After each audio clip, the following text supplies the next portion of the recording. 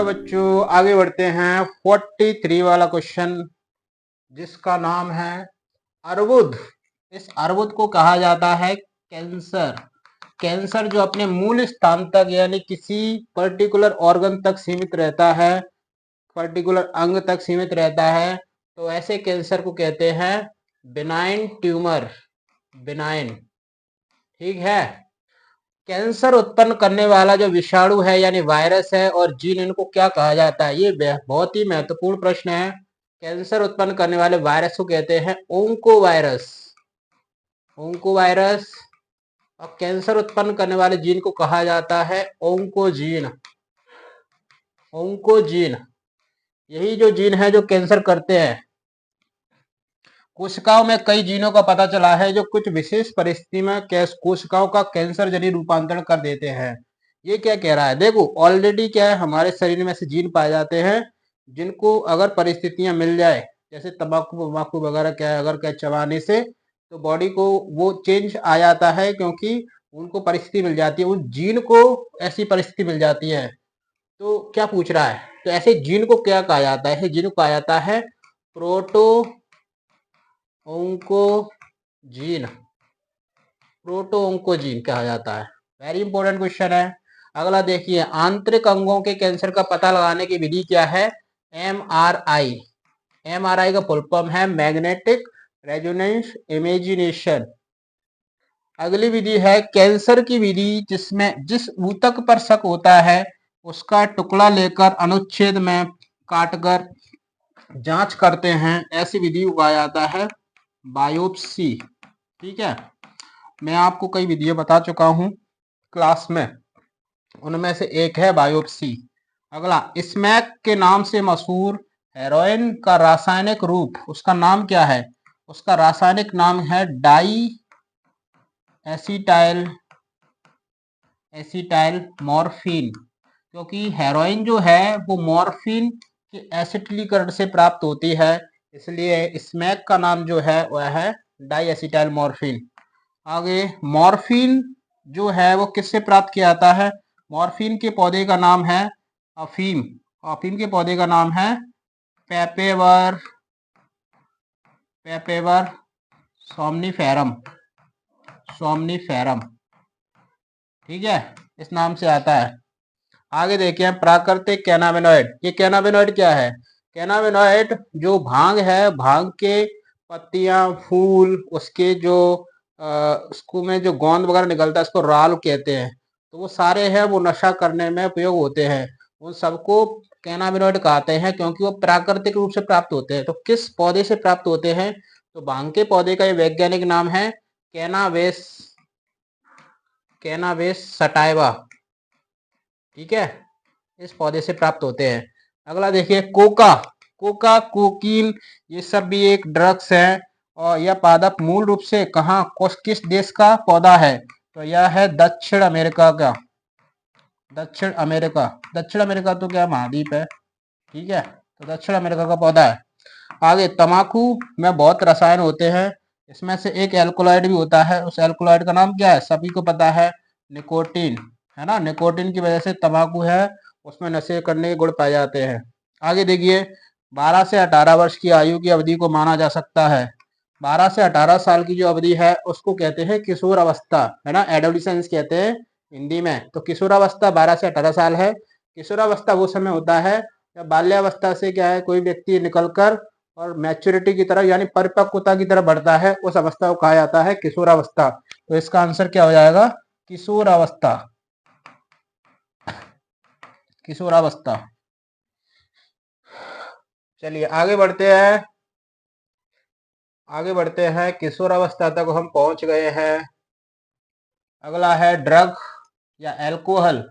Alcohol की नियमित मात्रा अचानक बंद कर दिया जाए, यानी कोई व्यक्ति है शराब पीना अगर बंद कर देता है तो उसे एक बार बार बेचैनी उत्पन्न होती है। उसी बेचैनी को कहा जाता है विड्रोवल सिंड्रोम। ठीक है, इसे कहा जाता है विड्रोवल सिंड्रोम। विड्रोवल सिंड्रोम, ठीक है। अगला, जो व्यक्ति अंतःशिरा द्वारा ड्रग लेते हैं अंतःस्राव मतलब इसमें शरीर में जो वेन होती हैं, जो शिराएं होती हैं, उनके द्वारा अगर इंजेक्शन लेते हैं, ड्रग्स लेते हैं, तो उनको दो बीमारियां होने का खतरा बढ़ जाता है। एक तो एड्स और दूसरा हेपेटाइटिस बी। हेपेटाइटिस बी, दोनों बीमारियों का खतरा बढ़ जाता है।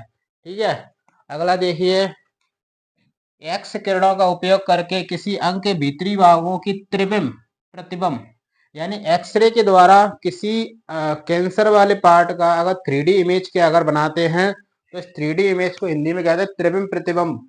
तो इस तरह की जो विधि कौन सी है, इसको कहते हैं सीटी कंप्यूटेड टोमोग्राफी। ठीक है, सीटी कंप्यूटेड टोमोग्राफी। अगला, एड्स का सबसे पहले पता अमेरिका में 1981 में पता चला था। अगला देखिए, एक सपाली अंग है। सपाली मतलब जिसमें पालियां पाई जाती हैं। जिस तरह जो परागकोश है उसमें दो पालियां होती हैं, ऐसे ही एक अंग है जिसमें दो पालियां होती हैं। और वैसा अंग जो है वो हृदय के पास उरोस्थी, उरोस्थी मतलब, उरोस्थी का मतलब होता है ये जो जो हड्डी है, पसलियां हैं, पसलियों के बीच में जो हड्डी है उसको उरोस्थी कहते हैं, उसके नीचे पाई जाती है। इसको कहते हैं थाइमस ग्रंथि। ठीक है, थाइमस ग्रंथि पालियों में बटी हुई है।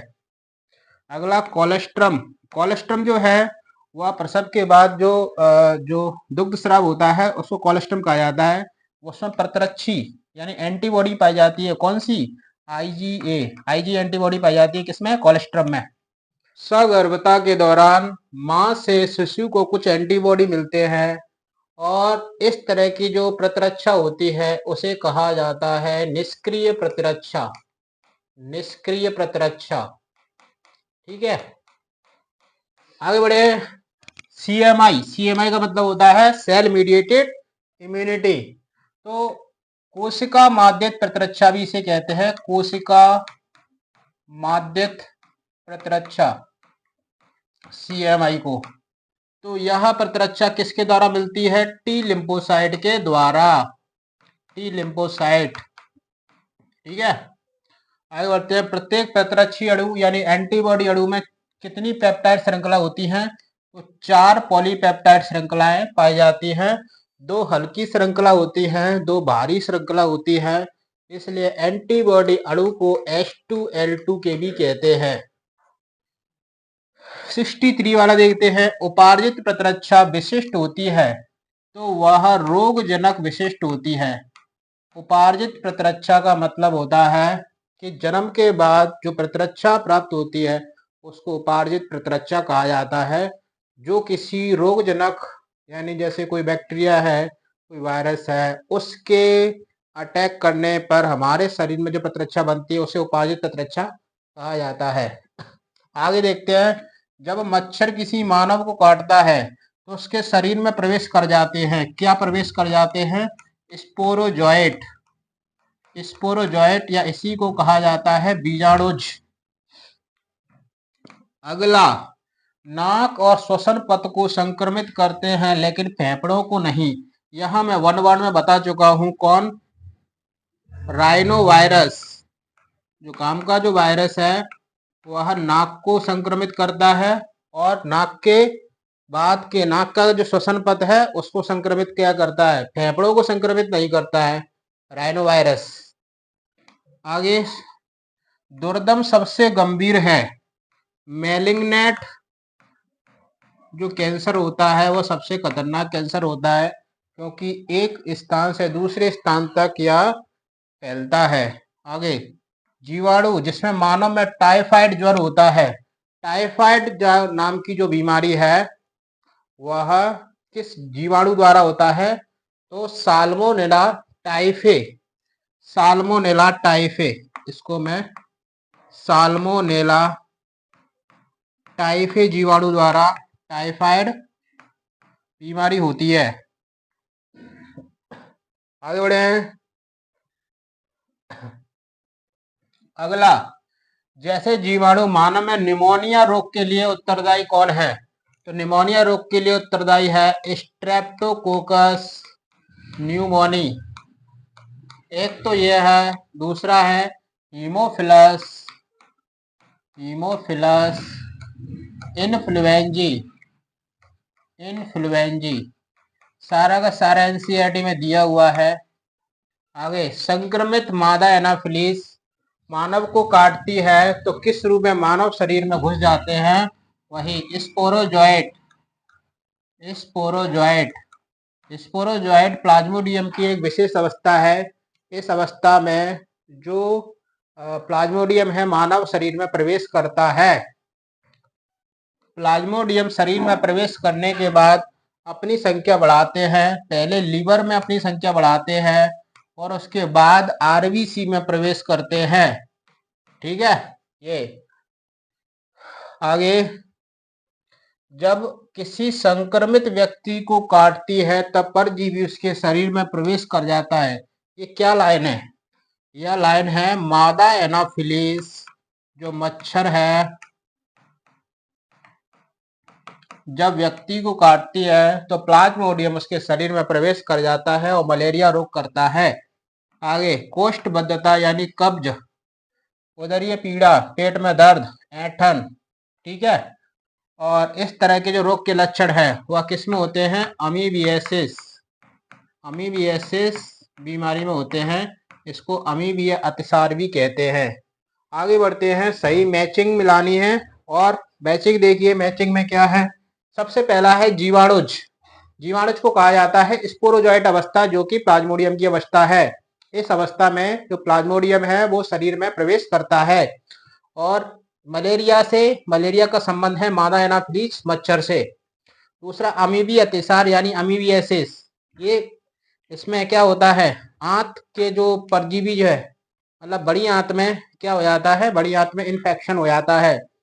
अगला गोलकृमि राउंड वर्म, गोलकृमि एस्केरियासिस की बात चल रही है। एस्केरियासिस से सॉरी स्लीपर हाथी पांव जो, एक मिनट, यह कहाँ की बात चल रही है?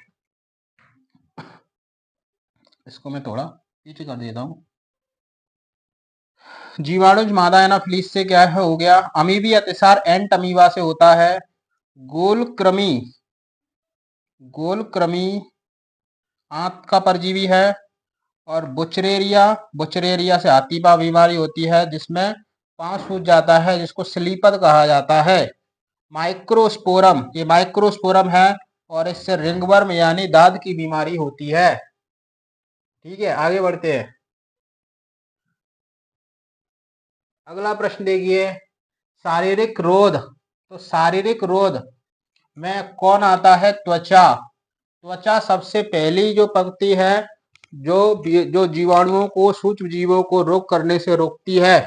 दूसरा है कार्निकी रोध, इसमें लार, आंसू ये आते हैं, ये भी जीवाणुओं को रोकते हैं, जीवाणुओं को मार देते हैं। तीसरा है कोशिकीय रोध। कोशिकीय रोध में कौन आ जाएगा? यह आ जाएगा न्यूट्रोफिल्स। और साइटोकाइन रोध में आ जाएगा इंटरफेरॉन कई बार आ चुका है। इंटरफेरॉन साइटोकाइन रोध है और यह विषाणु से लड़ने में सहायता करती है।